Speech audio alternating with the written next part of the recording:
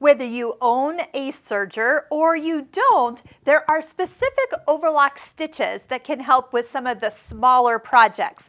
If you ever have threads that are coming off the edge of your fabric, you need to secure those. Otherwise, they're going to really get tangly after you start washing the item. Overlocking the edge, zigzagging the edge, serging the edge, all those terms kind of equal the same thing. And if you are going to do something with ribbing, like this piece here applied around a nice little curve, I'm going to show you the right stitch and the right foot to use for all these applications. So first off, there is a foot number 2A that comes with this machine.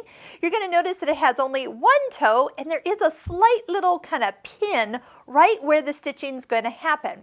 When you select stitch number 3, it will recommend that your best foot is 2A. So I'm going to go ahead and select it, and then it will show you even on screen where the stitch is going to be stitched in relationship to the foot. Then I'm going to show you how to guide it so it turns out perfect every single time.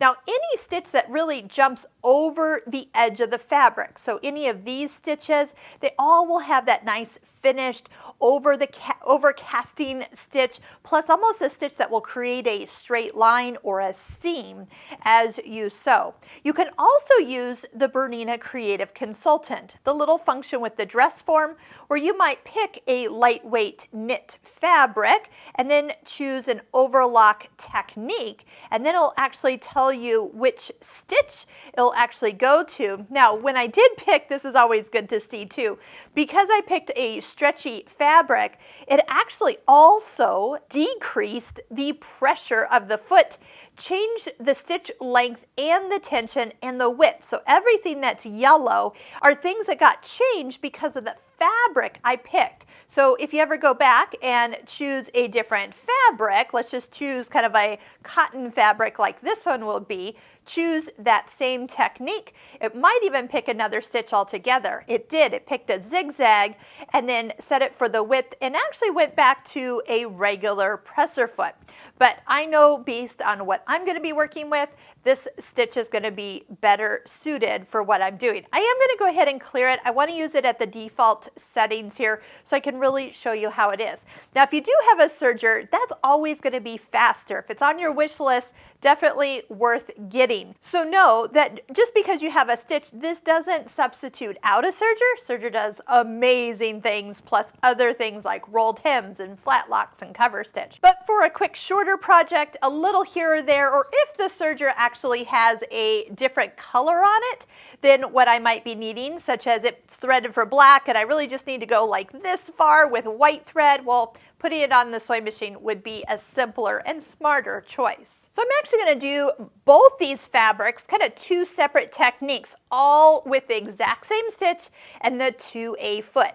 Now you can take your thread like I am and kind of bringing it underneath the foot and to the back side. So what you're wanting to do is line up the side of the toe with the edge of the fabric. And it really, as you stitch, you'll notice where to really guide it. So once you kind of get it just kind of near that toe, you're noticing that where the little pin is right where the needle jumps over the edge. And if you guide the raw edge right where the needle's going to swing and it practically swings out in air, that's going to be ideal for what you're looking for. So let's take a look. Sometimes when you use just a zigzag on a single line of fabric, it starts to curl the edge and it doesn't lay as flat. But because of that little pin inside the foot, notice how flat this edge is. It's perfectly overcasted. The edges aren't going to unravel anymore, and I can go about sewing the actual seams for the project I'm making. This exact same stitch could be used for, say, putting ribbing on the edge of a t-shirt, where you might even actually take, so I have my ribbing folded in half, and then all the raw edges are lined up together. Might be even stretching the ribbing just a little bit so it's pulled around the curve. But you're going to notice that when it's done, there is a seam. So we are seaming it and overcasting it all at once. Now this does take a little practice as you work to get 3 raw edges going around a curve. And one thing nice about knit fabric, it is very forgiving. So if you don't perfectly go off the edge, it's really going to be okay once you see the final result. So this is what it looks like before we open it and after. We've got the seam, the overcast, and the stretch all in one pass. So foot number 2A is going to be a good one to reach for anytime that you kind of need to do things on stretchy fabrics or fabrics that unravel.